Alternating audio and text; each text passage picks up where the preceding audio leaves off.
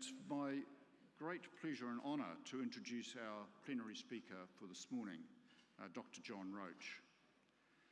John is New Zealand Prime Minister's Chief Science Advisor and Chief Departmental Science Advisor at the Ministry of Primary Industries.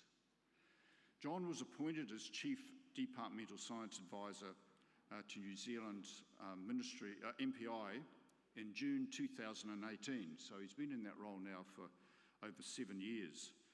He was there to provide independent and strategic science advice to the Director General and to provide leadership to the wider ministry science areas. He is a member of MPI's senior leadership team and also the Prime Minister's Chief Science Advisor, and he's on that forum as well. But not just that, John is a scientist through and through. He's widely published with over 400 publications and an H-index of 64. That's right, 64. So research ranks very highly with John, and we're very thrilled to have him here today to tell us his vision of the future for agricultural science in New Zealand. John, welcome to the stage.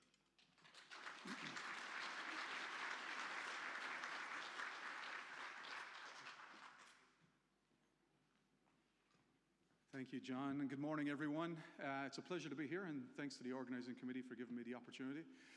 John just announced a very different title to the one I was given, so I'm hoping you're not going to be completely disappointed. But I certainly will touch on some of the threads, I think, but very much focused on Epichloe, Endophytes, and grasslands. So as John alluded to, look, I used to be a systems scientist, is the way I would describe it, and I've spent the last 8 years of my life studying people. And it doesn't matter whether you study Maslow's hierarchy of needs or just visited a supermarket in the early days prior to our COVID lockdowns to see the behaviours of people, you can understand that food is deeply personal. And natural foods, actually, if you go back to those COVID days, what was left on the shelves, what was left in the fridges were the non-food food items. The fresh fruit and vegetables, the meats, the dairies, they all rushed off the shelves, and unless you were in there very close to opening, they were gone. So although Alfred Lewis talked about 9 meals between humankind and anarchy 120 years ago, I'd say COVID suggested to us that there's probably less than 3 meals between humankind and anarchy in most of the developed world. Which brings me on to what is the great challenge? What gets us all up out of bed in the morning? Well, look, in a single graph, this is the amount of food that the world has to produce to feed itself. And to put that in perspective, we have to produce almost as much food in the next 25 years as we did in the last 2,025 years. That's worth reflecting on just for a second and thinking about it. We have to produce as much food in the next 25 years as we did in the last 2,025 years. And for the first time in human history, there is no more land. In fact, most people would agree that some of the land that we have converted to agricultural uses probably should be returned to a more natural use. We're probably living beyond our means in terms of the resources that we're using as well. This infographic on the right from the US Geological Survey before the massive funding cuts to their budget is quite stark. So just to run you through it, because at the back of the room you won't see probably half of this. You've got the world, obviously. That should still be obvious without the blue. That big blue bubble in the middle of North America, that is all of the water on the planet. So all of the water in the oceans, all of the water in the deep aquifers, all of the water in the atmosphere, all of the water in your body, that is the volume of it relative to the volume of the world. It's a really incredible picture, but what's really important, of course, is that 99% of that water is of very little use to us for the type of work that we're involved in. So if you look at that smaller bubble somewhere in South Indiana, West Pennsylvania, that's all of the fresh water in the world. So 99% of the water in the world is not fresh, 1% is fresh. So relative to the volume of the world and us trying to utilize land to produce food, you can see, excuse me, one of the key limiting resources that we've got. But even, there's more. For those of you in the front can see it. I'm not sure if those of you in the back can, if I got a laser here. I do, but the laser doesn't work. there's a little bubble just on the top of Florida. That is all, thanks John. That is all of the fresh water that's available to us. So 99% of the fresh water in the world is in ice caps in the North and South Pole, in deep aquifers that are inaccessible. So all of the water that's available to us for food production is sitting right at the top of Florida. And of course, the bad news is we're failing.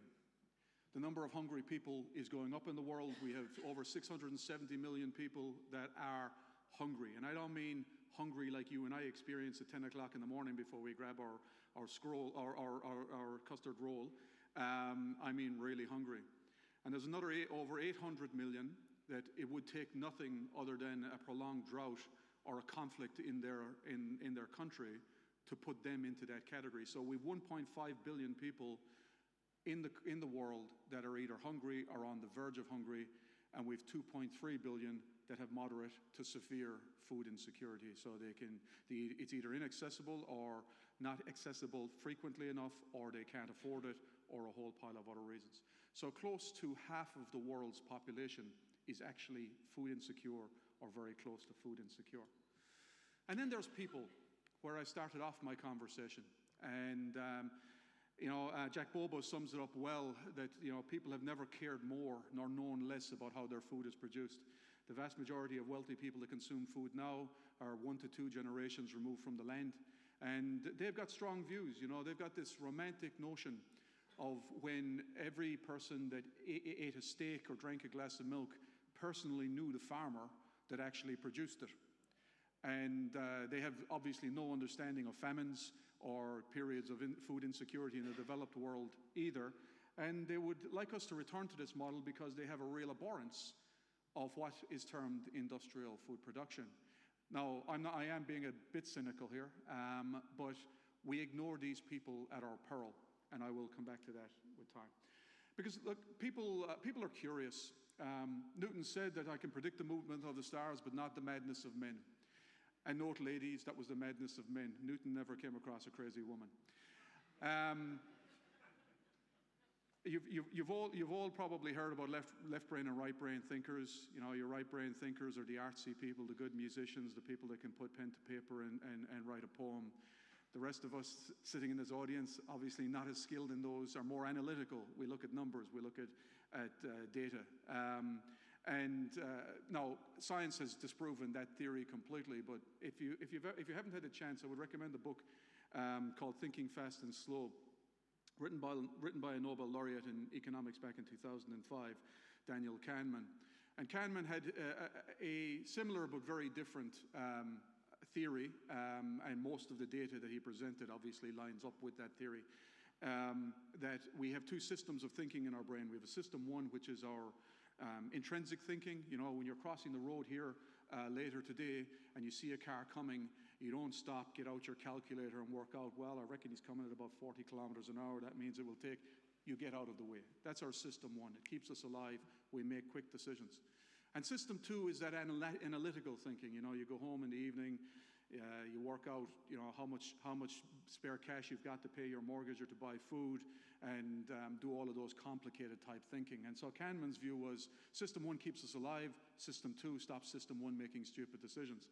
Now, far be it from me to disagree with a Nobel laureate in economics, but I'm not sure I quite agree with Kahneman. And I want to just take you on a little bit of a personal journey with me as I've tried to understand people. This was an experiment undertaken at the University of Edinburgh back about 20 years ago. And the experiment was they dropped wallets all over Edinburgh, and they wanted to see how many of them they got back. Now, as a Celt, I understand the complete irony of dropping a wallet anywhere in Scotland and expecting to get it back. But and as an Irishman, I think I can have a bit of fun with my Celtic cousins across the water. But there was 5 different categories, 250 wallets, 50 of them, all of them, no cash, no cards, just a return address. And then one category with no picture, one category with a picture of an elderly couple, one category with a picture of a family, one category with a picture of a puppy, and another category with a picture of a baby. So a 5 by 50 wallet experiment. Dropped them all over the city, and they found that they got 15% of the wallets returned that had no picture in them. compared with 85%, 84% of the wallets returned when there was a picture of a baby in them. The headline that came out was, if you want to protect your wallet, stick a picture of a baby in it. It doesn't have to be your baby, just stick a picture of any baby in it. There was less than half of the wallets with a picture of a family returned, only about a quarter of the wallets with a picture of an elderly couple returned, and over 50% of the wallets with a picture of a puppy returned. Now, we think of ourselves as sophisticated because, you know, we travel around in chariots pulled by several hundred horses, or we carry computers around in our pocket that have several 100,000 times the processing power of the spacecraft that put Neil Armstrong on the moon. But we're less than 100 generations out of the Stone Age. And evolution doesn't work fast enough to create a sophisticated ape out of what was in the Stone Age. So people think emotionally. And to give you an example of this was an analysis of Twitter published in the US about a decade ago, where they analyzed 500,000 tweets on 3 morally ethical subjects in the United States: same-sex marriage, gun control, and climate change. And what they wanted to test was, how does the language impact on people's retweeting behavior? And so they looked at the number of moral words in the tweet. Had absolutely no effect on whether the tweet was retweeted or not, or how often it was retweeted. But the number of emotional moral words had an exponential effect on whether the tweet was retweeted. So to go back to Kahneman, and where I don't think he was quite right, where he separates system 1 and system 2, my view is people buy an emotion and then they justify that decision with their system 2. They justify it with logic. People don't buy goods and services. They buy stories. They buy relationships. They buy magic. And this is a really key thing for scientists to understand, because we're in a very different postmodern world to some of the previous generations of scientists that were truly dealing with a world that wasn't food secure, or a developed world that wasn't food secure. And so the trust that was placed in scientists to do the right thing was far greater than what it is now.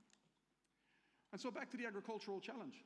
We've got heavy use of herbicides in many of our production systems around the world, and that could be herbicides, fungicides, pesticides.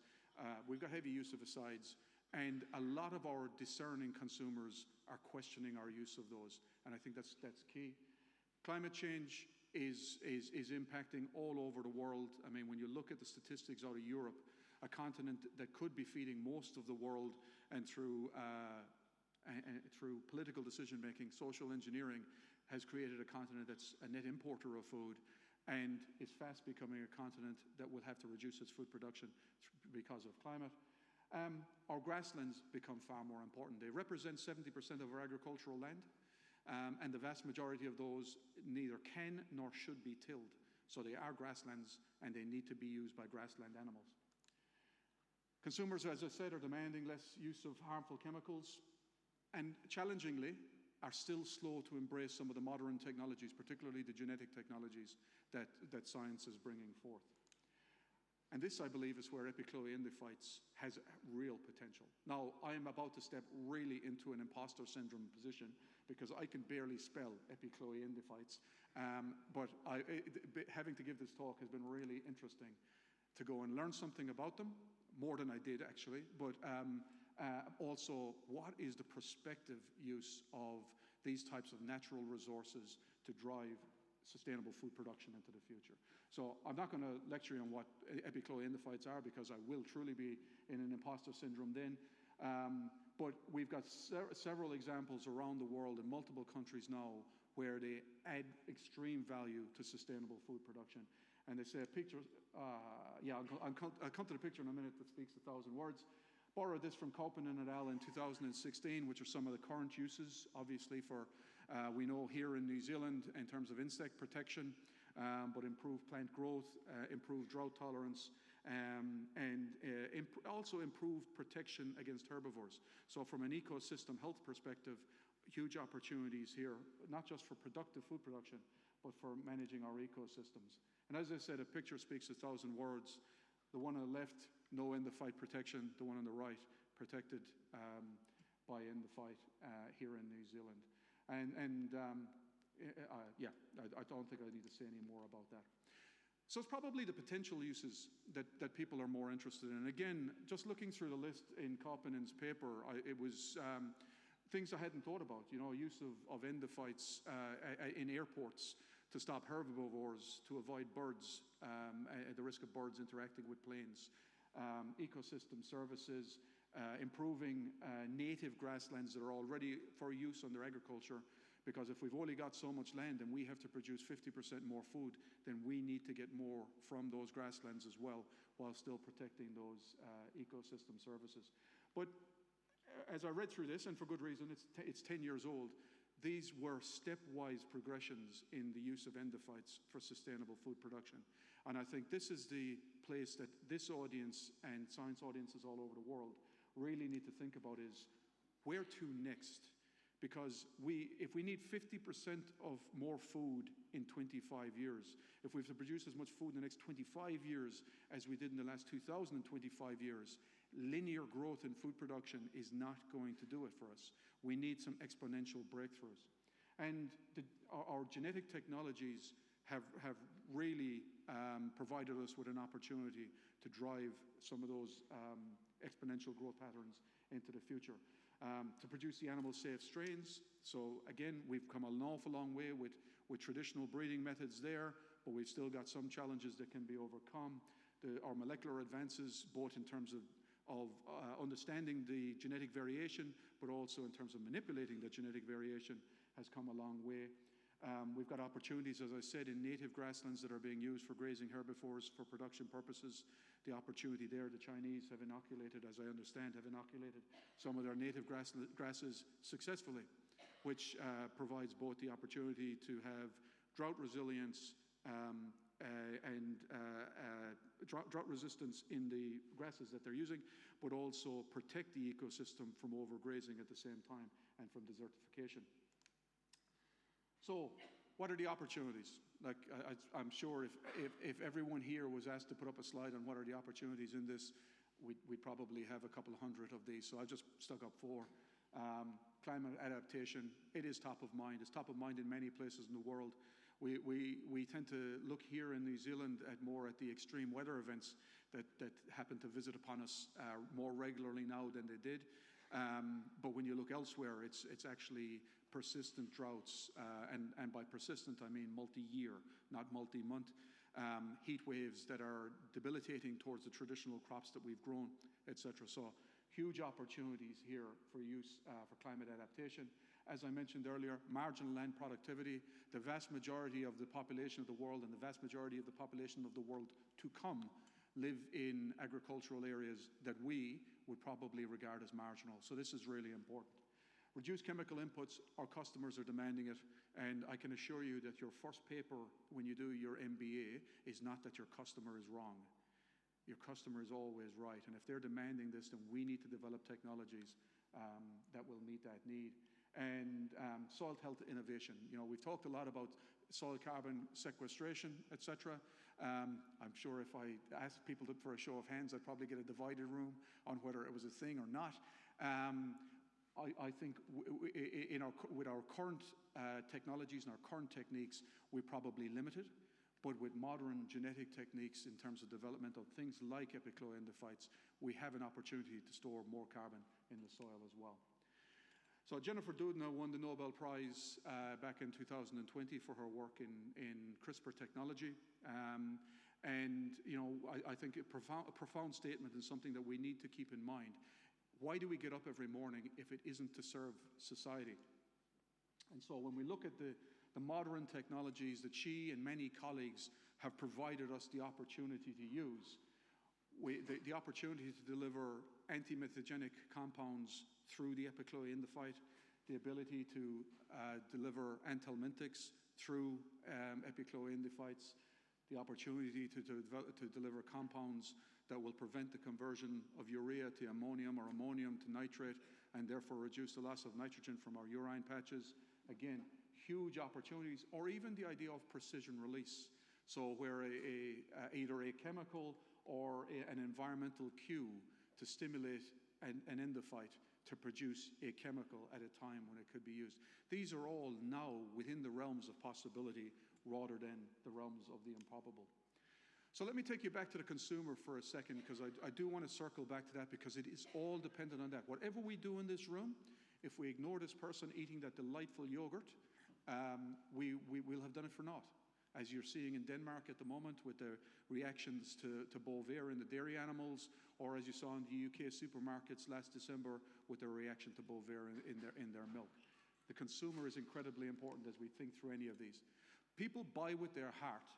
They justify those decisions with their head. And we do them a great disservice. We do ourselves a great disservice if we think that they think with their head. They don't.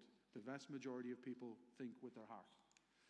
And this was a quote from a Canadian dairy farmer at a conference I was at a number of years ago. And it really stuck out to me because many of you will know my approach to dealing with scientific facts in the past has been to ram them down people's throats. But his view is if we want people to eat our products in 10 years' time, we need to give them a reason for eating our products, not counter their reasons for not eating our products.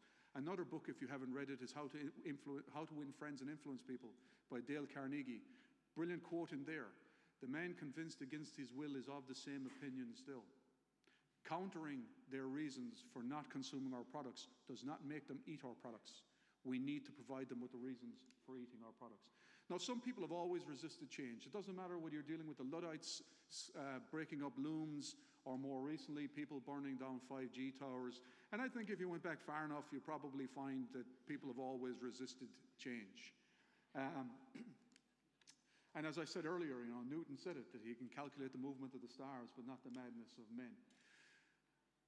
But Eugenie Clark said that we ignore public understanding of science at our peril.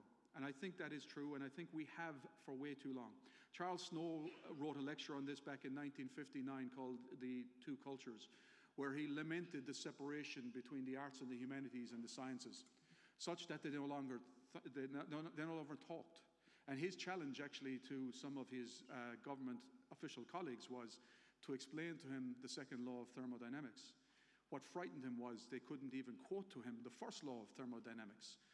It no longer explained the second law of thermodynamics. So the sciences and the humanities had separated to too great an extent. And as I mentioned earlier, this is what happens in that situation. So you have a product that has been proven to be safe from a food consumption perspective, an entire dossier of work over multiple years taken through the detailed EFSA food safety analysis, and yet the consumer's reaction to it when they heard that it was being fed to cows and that they were drinking milk from was extraordinary. Because the saddest aspect of life, and we fail to understand this often as scientists, is that science gathers knowledge faster than society gathers wisdom. That's not society's problem. We sometimes think it is. That is our problem. And we need to think about it in that way. Because to quote Thomas Paine, the American revolutionary, a body of men holding themselves accountable to nobody ought not to be trusted by anybody. And this is one of the reasons why I believe we have seen a slippage in the trust in scientists. There has been no slippage in the trust in science. If you look at all the analysis, people still trust science, but they fail to recognize scientists as sharing their values. We need to recognize that and reconnect with the people that we're trying to influence, as well as the people that are consuming our food. Again, another book for your reading list over Christmas, Start With Why, Simon Sinek. I'm not saying I agree with it all, but Simon has built an entire business out of this book. But there are some pearls of wisdom in there when we're trying to understand people and understand what we see as irrational behavior because it's counter to the best facts that we've got. We need to understand why people hold that point of view. And working in politics for over 7 years, I tell you, it's a lesson. So I'm going to finish with hopefully a little bit of time for questions. Humanity faces a huge challenge. We have to produce 50% more food than we are now by the year 2050. Same amount of food in the next 25 years as we did in the last 2,000 years. It's an extraordinary challenge, but we're up for it. And we should be getting up every morning to actually solve it. Sorry.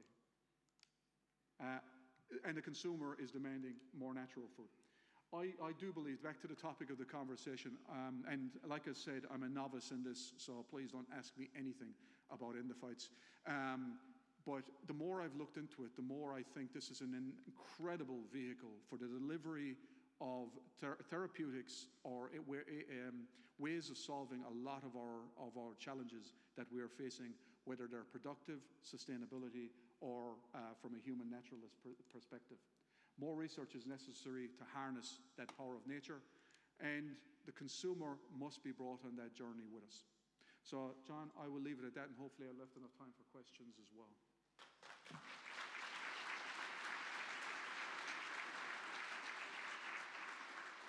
I might not. Does anyone have a question? We have a microphone, roving microphone. Do we have a hand? We have one right there. So what would you recommend as the best way of actually reaching out and talking with the public? Most of us don't have a platform that's easily available for that. And so oftentimes I feel like me and my colleagues are in situations where, like, okay, we'd love to move the needle somehow, but I don't know an entry point. So what is your recommendation there? Yeah, I'm not sure I got the solution there, but I wouldn't ever say that you don't have a platform. You'll have non-science friends, I'm sure. You'll have parents that are the parents of kids that your kids are friends with. I'll give you an example. I hope the person isn't in the audience, but I won't mention a name. But I gave a talk on regaining trust in science a number of years ago, and someone asked me a question about how do we do that. They had the experience that one of their friends on Facebook was putting up messages about vaccines that they didn't believe were true, that they knew were not true. And I said, so how did you deal with that? And their answer was, well, I put up on their wall the truth and how they were wrong. I said, how did that go? I said, well, they're no longer friends. So that is exactly the way not to do it. But I think we take every opportunity, and in small fora and in big fora, to recognize that and I suppose the older we get, John, I'm saying this about myself. The older we get, the less I know. I mean, when I was 20, I'm really surprised at how much knowledge I've lost over the last 35 years. And just accepting not knowing all of the facts and recognizing that any concern that they have is actually genuine, even if it's wrong. And I gave the example of vaccines, and I remember I was on a hike one day with somebody, very strong personal relationship, and I have a deep respect for. And we got into this argument, and we were a long way from anywhere, about vaccines. And the more I tried to dig to understand why he held the view he did, he eventually, out of extreme frustration to me, said, the medical community told me they are safe. And I said, they are safe. He said, how did that child die from an MMR vaccine if they're safe? They're not safe. They're extremely low risk. They're far lower risk than the diseases that we are protecting ourselves from. But our choice of language and our dogmatism as scientists often put us outside of the value set of the people that we're talking at. So I would suggest this. Any platform is a platform, but it's to have an engaging conversation rather than a re-education conversation. Hopefully that helps. It'd have to be a very quick question, Warwick. Yeah, quick question, John. It's wonderful to have you in that role. I guess what observations have surprised you in this role with your agricultural hat on, and challenges you see from the agricultural science community? I suppose the agricultural community is like every other subset of our community, Warwick. You've got a heterogeneous mix of people with different beliefs and perspectives that are based on different experiences and different opinions and different backgrounds. So, I mean, I think the conversation, for example, that we have around climate change is incredibly debilitating, because we don't have a conversation. We have an argument from two sides of an echo chamber that isn't helping. So there isn't anything that really stands out from an agricultural science perspective, other than the government has a double the size of our economy, double the size of our exports agenda. Obviously, 80+% of our merchandise earnings comes out of the primary sector. 60% if you take out fishing and forestry, etc. So, sits inside in this room. We can't double the size of the economy without a considerable increase in the size of the primary sector. And there's a general agreement, and increasingly agreement, that needs to happen. But I think the important thing for everybody in this room is that needs to happen in a way that also protects all of the other things that society values. And we need to bring them on that journey with us. So I often find myself inside dairy conversations, and how can you grow dairy when dairy has had such a bad effect on the environment? And you know, some of the great research that's been done by Rich McDowell and others to show, you know, the massive shrinkage in our nitrogen footprint as we understood more how we were having that impact. And then farmers actually showing that farmers cared by implementing the mitigation strategies to reduce what could have been nitrogen loss by 35% and another 35% potentially in the next decade. I think we've got an opportunity that doesn't come around more than once in a generation to now have positive conversations about the importance of this, recognizing how we haven't done things perfectly in the past and how we would do it in the future to make sure we don't make the same mistakes. Thanks, John. Please join with me again to thank John for taking his time with us.